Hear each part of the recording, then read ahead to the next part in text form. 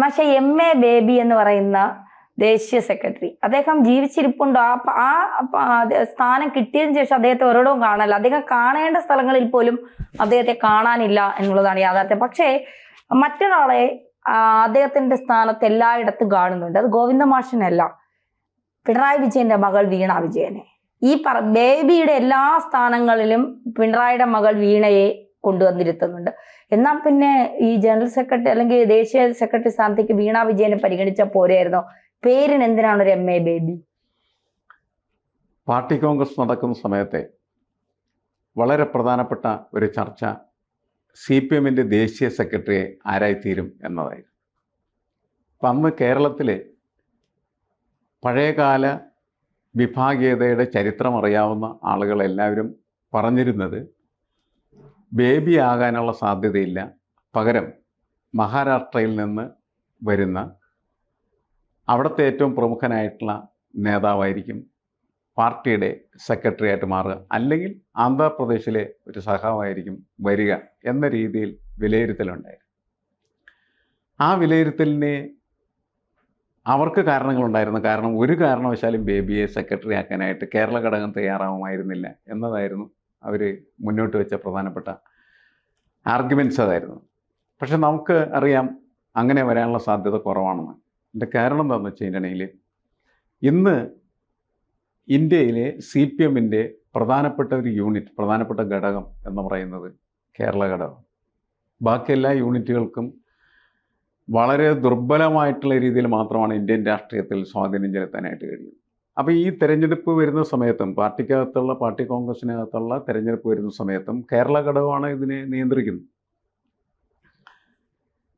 അശോക് ധവള എന്ന് പറയുന്ന ദേശീയ കാർഷിക മേഖലയിൽ പടനയിക്കുന്നതായിട്ടുള്ള CPMന്റെ മഹാരാഷ്ട്രയിലെ നേതാവാണ് അശോക് ധവള. അദ്ദേഹമാണ് പാർട്ടിയുടെ ജനറൽ സെക്രട്ടറി ആയിട്ട് വരും എന്ന് കരുതപ്പെട്ടിരുന്നത് ഈ ആളുകളുടെ ഒരു വിശകലനത്തിൽ. പക്ഷെ അദ്ദേഹം വരാതിരിക്കാനുള്ള പ്രധാനപ്പെട്ട കാരണം എന്ന് വെച്ചാൽ അദ്ദേഹം യെച്ചൂരിയുടെ സ്വഭാവ സവിശേഷതകളുള്ള, രാഷ്ട്രീയ കാഴ്ചപ്പാടുകളുള്ള, രാഷ്ട്രീയ നിലപാടുള്ള ഒരു വ്യക്തിയാണ്. എന്ന് വെച്ചാൽ ആ നിലപാടിൻ്റെ പ്രധാനപ്പെട്ട ആശയം എന്ന് പറയുന്നത് എന്താണ്? കോൺഗ്രസുമായിട്ട് ദേശീയ തലത്തിൽ സഖ്യമുണ്ടാക്കുക എന്നുള്ളതാണ്. കോൺഗ്രസുമായിട്ട് പൊരുത്തപ്പെട്ടു പോകുക, കോൺഗ്രസുമായിട്ട് എല്ലാ മേഖലകളിലും സഹകരിക്കുക. അങ്ങനത്തെ ഒരു രാഷ്ട്രീയത്തെ ഉൽപ്പാദിപ്പിക്കാനായിട്ടുള്ള സാധ്യതയാണ് ഈ ധവളയിൽ നിന്ന് യഥാർത്ഥത്തിൽ പ്രതീക്ഷിക്കുന്നത്. അത് കേരളത്തിന് ഒട്ടും ഇഷ്ടമുള്ള കാര്യമല്ല. കേരളം പറയുന്നത് കേൾക്കുന്ന ആരെങ്കിലും ആകണം എന്നത് ഇവരുടെ ഒരു ആഗ്രഹമാണ്. അശോക് ധവള കേൾക്കില്ല. മുഹമ്മദ് സലീം ബംഗാളിൽ നിന്ന് വരുന്നത് കേൾക്കില്ല.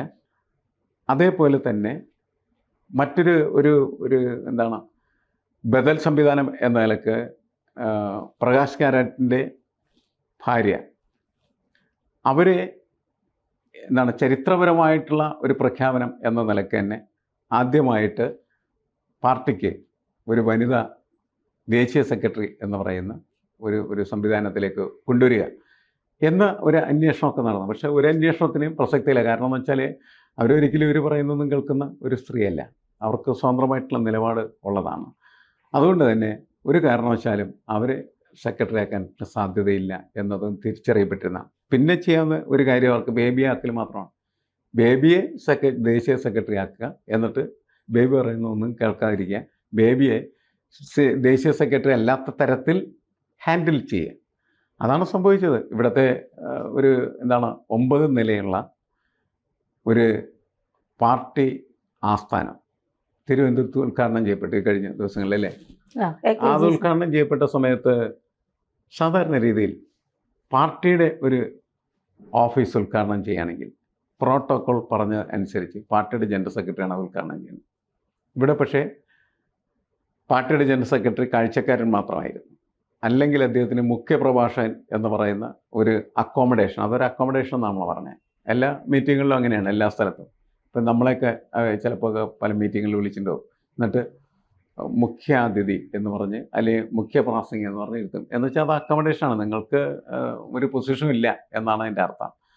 അതായത് ഉദ്ഘാടകനും അതേപോലെ അധ്യക്ഷനുമാണ് നമ്മുടെ നാട്ടിൽ പ്രമാണിമാരായിട്ട് എപ്പോഴും നടക്കും. ഈ 2 പ്രമാണിമാരാര് എന്ന് ചോദിച്ചപ്പോൾ ഒരു പ്രമാണി ഞാനാണെന്ന് പറഞ്ഞിട്ട് പിണറായി വിജയൻ കയറി വന്നു. അദ്ദേഹം ഉദ്ഘാടനം ചെയ്തു. അതിൻ്റെ അധ്യക്ഷനായിട്ട് കേരളത്തിലെ പാർട്ടി സെക്രട്ടറി ഗോവിന്ദ മാസ്റ്റർ ആയിരുന്നു. ഇപ്പം ബേബി ഉദ്ഘാടനം ചെയ്യേണ്ടത് പിണറായി വിജയൻ ഉദ്ഘാടനം ചെയ്യുന്നു. പിണറായി വിജയൻ ഉദ്ഘാടനം ചെയ്യാം. എവിടെ?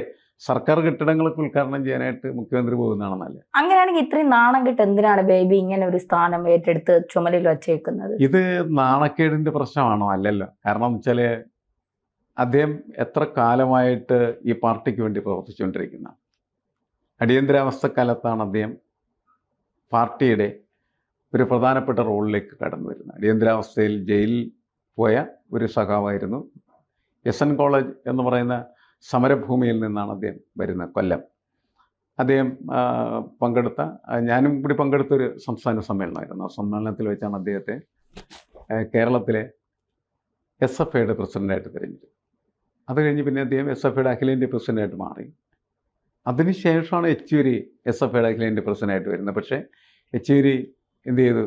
പാർട്ടിയുടെ അഖിലേന്ത്യാ സെക്രട്ടറി ആയിട്ട് ബേബി വരുന്നേക്ക് മുമ്പ് വരികയും ചെയ്തു. അതൊക്കെ പാർട്ടിക്കകത്ത് നടക്കുന്ന ചില പ്രക്രിയകൾ, അതിൻ്റെ ഭാഗമായിട്ട് നടക്കുന്ന മാറ്റങ്ങളൊക്കെ ആയിട്ട് നമ്മൾ കണക്കാക്കേണ്ട ആവശ്യമുള്ളൂ. അപ്പോൾ ഇദ്ദേഹത്തിന് പാർട്ടിയിൽ ഏറ്റവും ഉന്നതമായിട്ടുള്ള സ്ഥാനം തന്നെയാണ് പാർട്ടിയുടെ ജനറൽ സെക്രട്ടറി. ആ ജനറൽ സെക്രട്ടറി സ്ഥാനത്തേക്ക് അദ്ദേഹം എത്തിയിരിക്കുന്നു. എത്തിയിട്ടേ ഉള്ളൂ. എത്തിയിട്ട് കുറച്ച് ദിവസങ്ങളായിട്ടുള്ളൂ. പല കാര്യങ്ങളിലും വേണമെങ്കിൽ അദ്ദേഹത്തിന് എന്ത് ചെയ്യാം, ഇടപെടലുകൾ നടത്താം. പക്ഷേ അദ്ദേഹം എന്താണ്, അദ്ദേഹത്തിന് എല്ലാ കാര്യങ്ങളും അറിയാം. എങ്ങനെയാണ് ഈ കാര്യങ്ങളിൽ ഇടപെടാനായിട്ട് കഴിയുക എന്ന് പറയുന്നത് സ്പേസ് അന്വേഷിച്ച് നടക്കണം. അതിനിടയ്ക്ക് നമ്മളൊരു വാർത്ത ഇതിനിടയ്ക്ക് കേട്ടിരുന്നു അല്ലേ? എന്താണ്, ശ്രീമതി ടീച്ചർ എന്ന് പറയുന്ന ആ പാർട്ടിയുടെ കേന്ദ്ര കമ്മിറ്റി അംഗത്തെ സംസ്ഥാന കമ്മിറ്റിയിൽ നിന്ന് പുറത്താക്കി. അപ്പോൾ അത് ഭയങ്കര തമാശയുള്ളൊരു കാര്യമാണ്. കാരണം എന്താണെന്ന് വെച്ചാൽ ശ്രീമതി ടീച്ചർക്കും അതേപോലെ തന്നെ പിണറായി വിജയനുമാണ് ഈ പാർട്ടി കോൺഗ്രസ് കേരളത്തിൽ നിന്ന് 2 നേതാക്കൾക്ക് ഈ പ്രായപരിധിയിൽ ഇളവ് കൊടുത്ത്. മൂന്നാമത്തെ ഒരു നേതാവ് എന്ന് പറഞ്ഞാൽ കാശ്മീരിൽ നിന്നുള്ള തരിഗാമിയാണ്. അദ്ദേഹത്തിനും പ്രായപരിധി ഇളവ് കൊടുത്തിട്ടുണ്ട്. അങ്ങനെ 3 നേതാക്കൾക്കാണ് മൊത്തത്തിൽ പ്രായപരിധി ഇളവ് നൽകിയത്. അതിൽ 2 പേര് കേരളത്തിലെ ആൾ.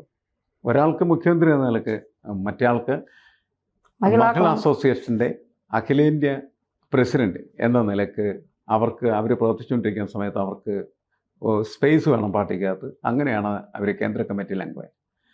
കേന്ദ്ര കമ്മിറ്റിയിലെ ഒരു അംഗത്തിന് സംസ്ഥാന സമിതിയിലും അതുപോലെ സംസ്ഥാന സെക്രട്ടേറിയറ്റിലും പങ്കെടുക്കാം എന്നുള്ളത് പാർട്ടിയുടെ സംഘടനാ ചട്ടക്കൂടും മര്യാദയും അനുസരിച്ചുള്ള കാര്യമാണ്. അത് പാർട്ടിയുടെ പ്രോട്ടോക്കോളാണ്. അപ്പോൾ കേന്ദ്ര കമ്മിറ്റിയിലേക്ക് തിരഞ്ഞെടുക്കപ്പെട്ട ഒരാൾ കേരളത്തിലെ സെക്രട്ടേറിയറ്റിൽ പങ്കെടുക്കേണ്ട എന്ന് പറയാനായിട്ടുള്ള അവകാശം ആർക്കുമില്ല.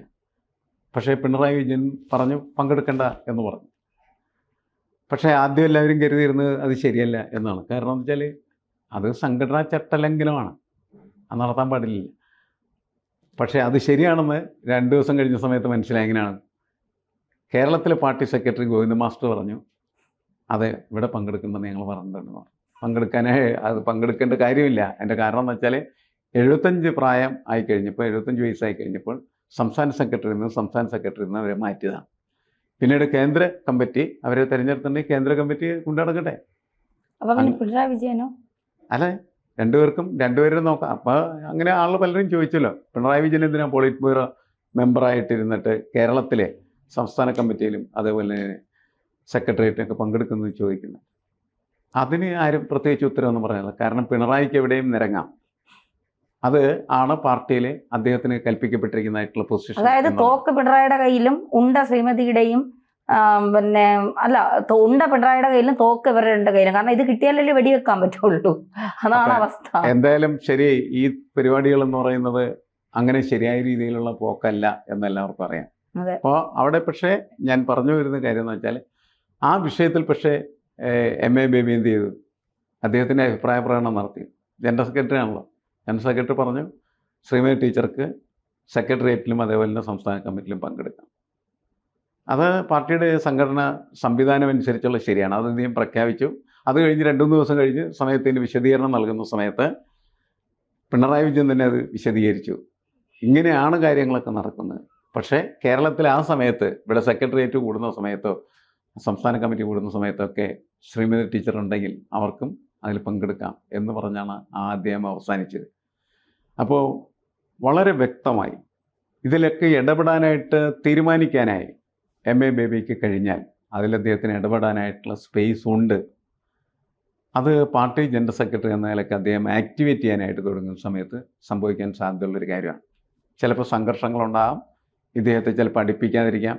അങ്ങനെയൊക്കെ വന്നാൽ അതിന് ചില പല രഹസ്യങ്ങളും പുറത്തു വരാം. അല്ല, രഹസ്യങ്ങളുടെ മാത്രമല്ല പ്രശ്നം, അവർ പല കാര്യങ്ങളും വിശദീകരിക്കേണ്ടി വരും. ഉം.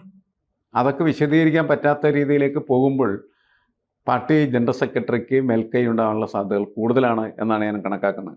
അങ്ങനെ ആക്ടിവേറ്റ് ചെയ്യാനായിട്ട് ബേബി ആവശ്യമായിട്ടുള്ള കരുത്ത് നേടേണ്ടത് പാർട്ടിക്കകത്തും സംഘടനാ സംവിധാനത്തിനകത്തും അദ്ദേഹത്തിനുള്ള ബന്ധം കൂടുതൽ ദൃഢമാക്കി മാറ്റുകയും പാർട്ടിയുടെ നയപരിപാടികൾ ഇങ്ങനെയൊക്കെയാണ് മുന്നോട്ട് പോകേണ്ടതെന്നും അതേപോലെ തന്നെ അതിൻ്റെ സംഘടനാ സംവിധാനങ്ങളും രീതികളും ഈ രീതിയിലൊക്കെയാണ് എന്ന് എല്ലാവരും ബോധ്യപ്പെടുത്തുകയും അവർക്ക് അതിനനുസരിച്ച് പ്രവർത്തിക്കാനായിട്ടുള്ള സൗകര്യം ചെയ്തു കൊടുക്കുകയും ചെയ്താൽ ക്രമേണ എനിക്ക് തോന്നുന്നു പാർട്ടിക്കകത്തൊരു വേറൊരു പവർ സെൻറ്റർ കൂടി ഡെവലപ്പ് ചെയ്യാം. ഇപ്പോൾ പിണറായിയാണ് പവർ സെൻറ്റർ, മറ്റൊരു പവർ സെൻറ്റർ ദേശീയ സെക്രട്ടറിക്കും ഡെവലപ്പ് ചെയ്യാം. അതിനുള്ള സാധ്യതകളുണ്ട് എന്നതിനാണ് നമ്മൾ മനസ്സിലാക്കേണ്ടത്. തീർച്ചയായിട്ടും.